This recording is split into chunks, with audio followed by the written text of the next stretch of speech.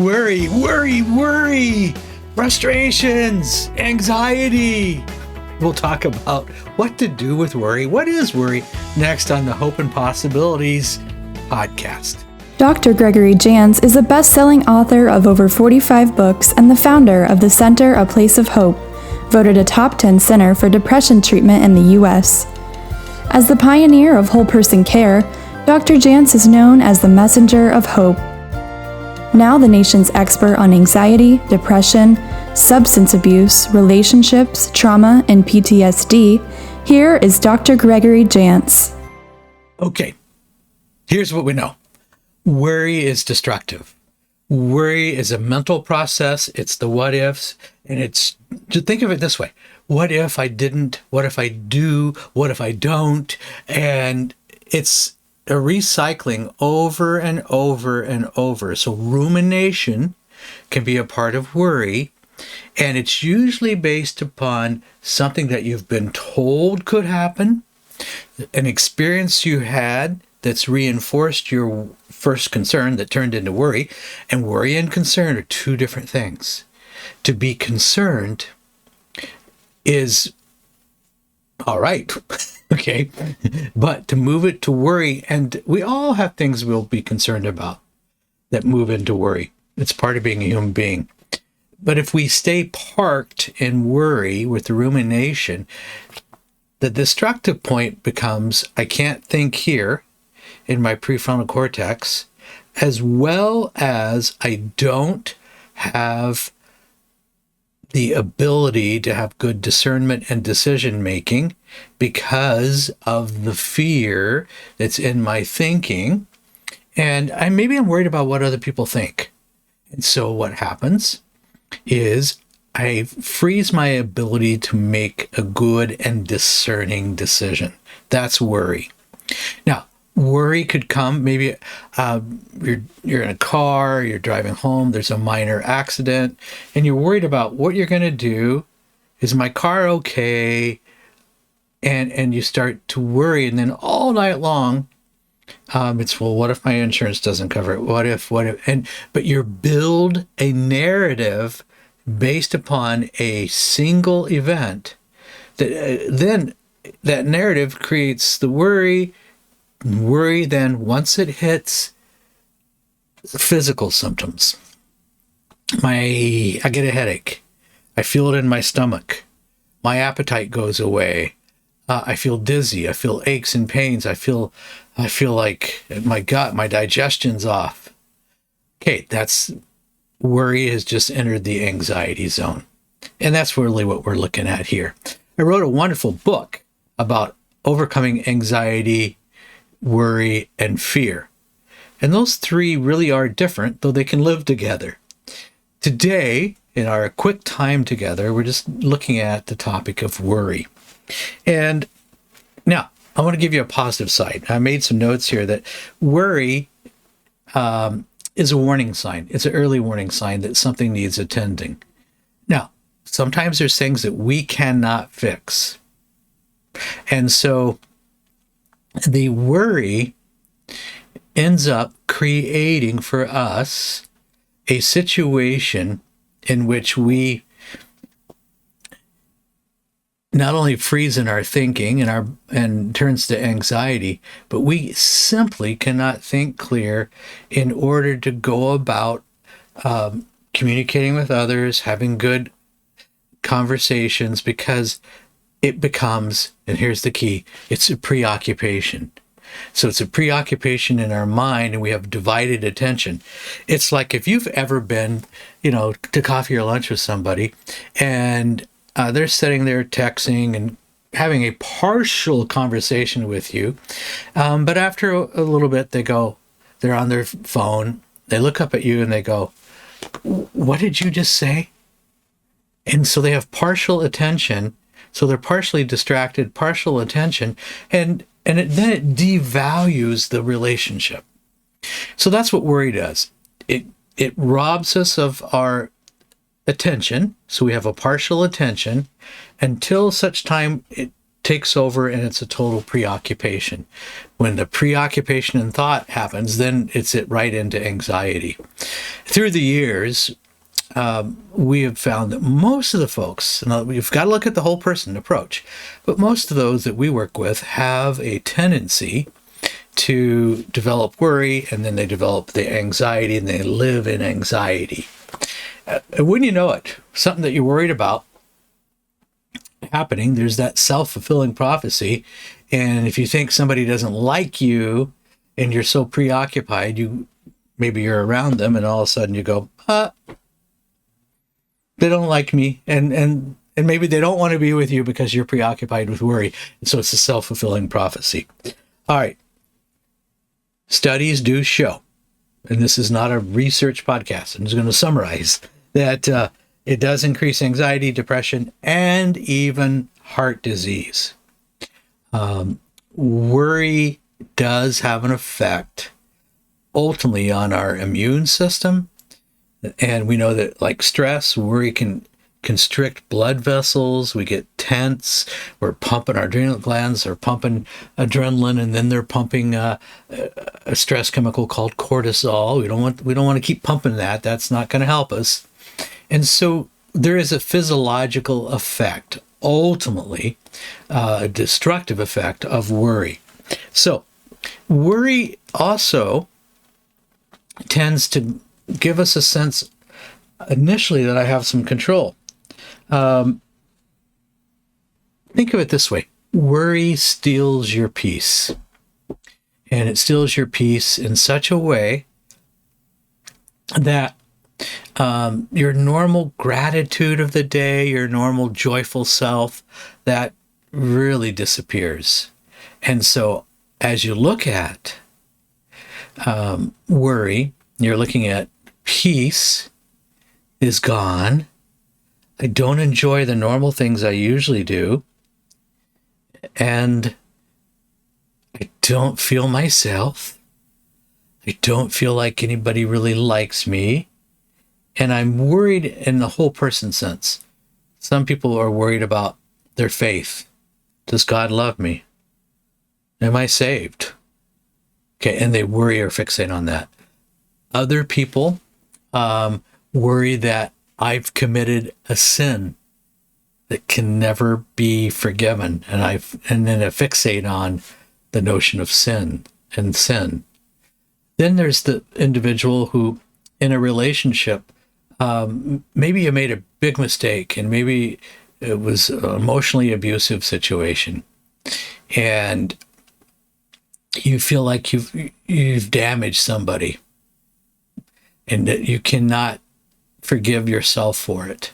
And so you have a whole pattern now in your life of really not forgiving yourself. So let's look at this, and let's look at how we can move out of this whole idea of worry. Again, generally comes from a past experience. Somebody has said something, and we kind of learn to worry. Case like my grandmother, in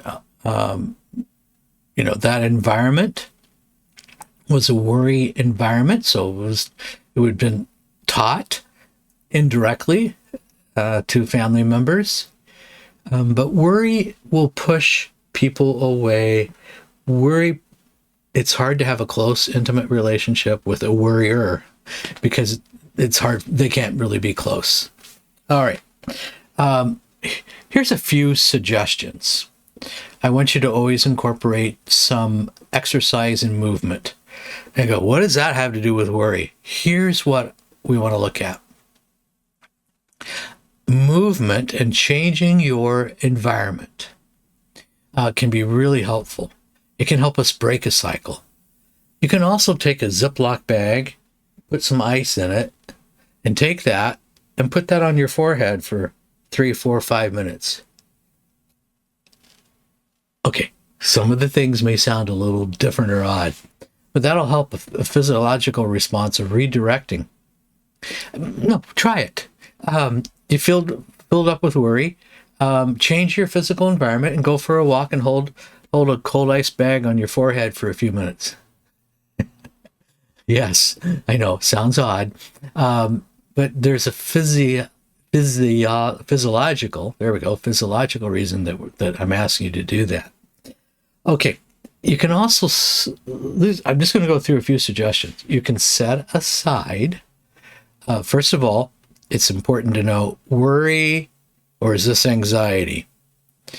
Am I taking and making something into anxiety?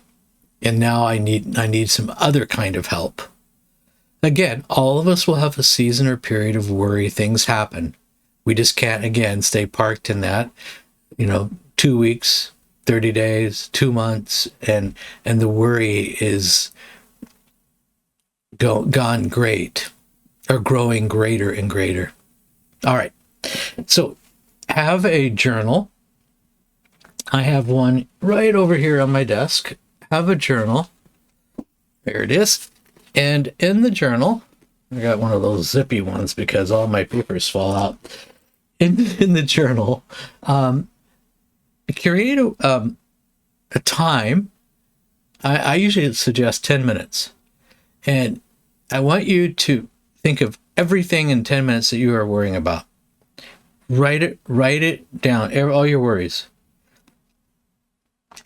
Yeah, I'm asking you to worry intentionally. And as you worry and worry and worry intentionally, write it down. After 10 minutes, no more than 15, close that journal and go, okay, I wrote it all down. Just do that. I wrote it all down. Have a glass of water, something healthy to eat, and keep moving. One of the things that we tend to do when we're full of worry is we drink a lot of caffeine, we drink a lot of things that might be not energy drinks. We overstimulate ourselves with worry. Our brain's already stimulated, then we're drinking more stimulation. I want you to drink water, calming tea. It's good to have a beverage when you're feeling worthy and worry. When you're feeling worthy, and then take that beverage, change your physical environment, maybe a different room. Maybe it's go outside, but do the journal, close it up, go on to the healthy beverage, water, and again, you've changed your environment. Do that in just 15 minutes. Okay? If we're not able, and there's other, we all have heard of cognitive behavioral therapy, and we're changing our thinking, changing our way of thinking. All that can be quite helpful. There's also dialectical behavioral therapy, where we really practice things like distress tolerance, where we really are allowing ourselves to experience a great deal of discomfort, and then we realize we're okay. So all those, and I would always practice some of the skills of cognitive behavioral therapy, because how we think tells us how we feel, that tells us how we act. If I feel angry, I act angry. If I feel joyful, my presentation is a little different as well. All right, there's something else I want you to think about. We're doing the little journal just for 30 days.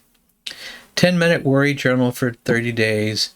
I want you to always watch your blood sugar levels. We're looking at this from a whole person vantage point. If my blood sugar levels have dropped, I will tend to feel anxious. Now, some people are more sensitive to this than others. What does that look like? I haven't had breakfast, haven't had lunch, my blood sugar levels are down, and all I'm craving now is a half gallon of ice cream. And I go home, I have that half gallon of ice cream, okay, and then I kind of have this sugar crash, and I end up feeling worse. So blood sugar levels and the term hypo and hyperglycemia are very real, and they will put us on the edge of feeling worry and not really being able to put our finger on it. They'll put us on the edge of feeling anxious, our body, the physiology in our body.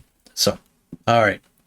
The other thing that's amazing is as you change your environment and you go out for that 20-minute walk, or you go to the gym and you say, I'm going to go for 30 minutes, and that movement and the activation of the chemical dopamine in the body from the exercise will have, with worry, it'll have a calming effect.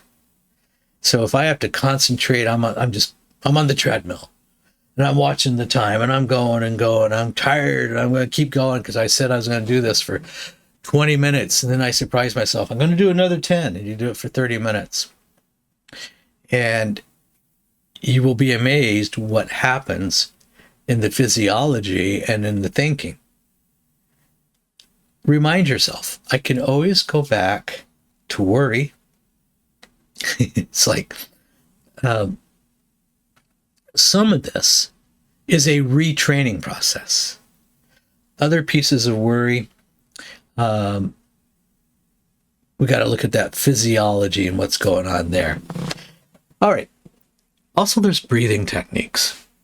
And the breathing techniques, really, if I was to go breathe in, slowly exhale, and I'm going to do that for 7 times.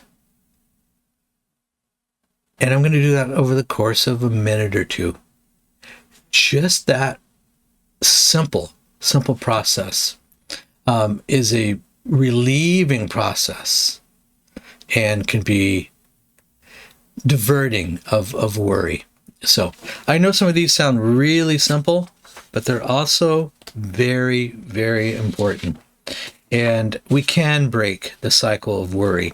If we don't, it turns into anxiety, and anxiety ends up paralyzing us. And there's so many different forms of anxiety, from social anxiety to this generalized anxiety that's free floating and there all the time. So we want to preempt worry from lodging in our life, where we then are living a habitual anxious life, because that's when we have all those physical symptoms. There's times I think worry also, it kind of gets ingrained in our personality, and we do need to seek outside help. We do need to have somebody help us practice the tools of cognitive behavioral therapy. We also may need to go through a kind of a course or a group training of the dialectical behavioral therapy.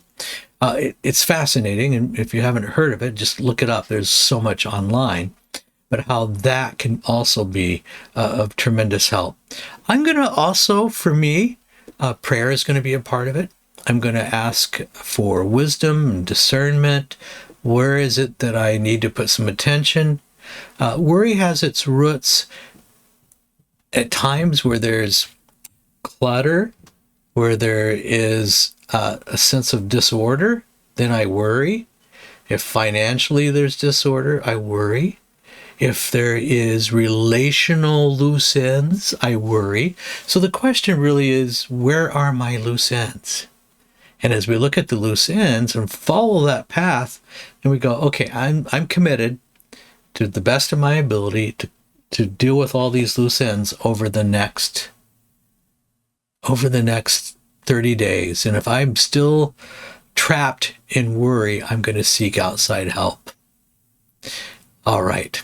I have a great anxiety questionnaire that is related to worry that is on the website, aplaceofhope.com. And what you can do, take that, it's confidential, but we're going to automatically see what your score is. We're going to automatically send you a few free resources that fit into the whole process of how do I get out of worry and anxiety. And sometimes we want to, a couple cautions. We want a quick fix. If I'm worrying, a person goes, well, I'm just going to have a couple glasses of wine, chill out. You wake up in the morning, you don't feel so good, and it wasn't 3 glasses of wine, it was 4, and now you feel worried more, and your body feels anxious. So that's not going to be of help. Or you just eat that, graze on that food all night long, and then you wake up and go, I don't feel good. So We tend, as human beings, to seek relief through those things that are a little bit self-destructive. And we want to look at, okay, what's the root of my worry?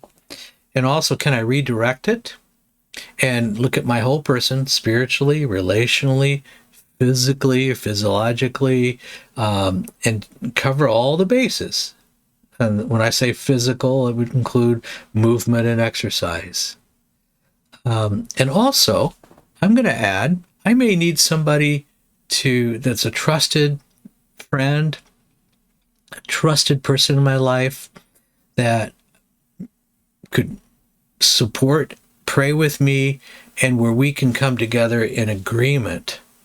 I do believe that worry can be the beginning of not only anxiety, but a theme of fear in a person's life. And it really does get, I'll use the word stronghold. It gets a hold of a person, and they carry that in their life as though that's who they are.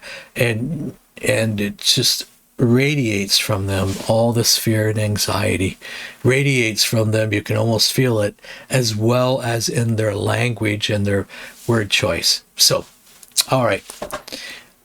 Peace to you if you're seeking help for worry and anxiety, because peace is possible. It will come when you begin to build and orchestrate a plan for the worry. So, a couple of the resources: do the anxiety test online at aplaceofhope.com, as well as consider the more in-depth book I wrote, Anxiety, Worry, and Fear, Overcoming That. I've got several other great resources. I'm biased. I think they're great. And I know what it's like to conquer worry. So I know it can be done.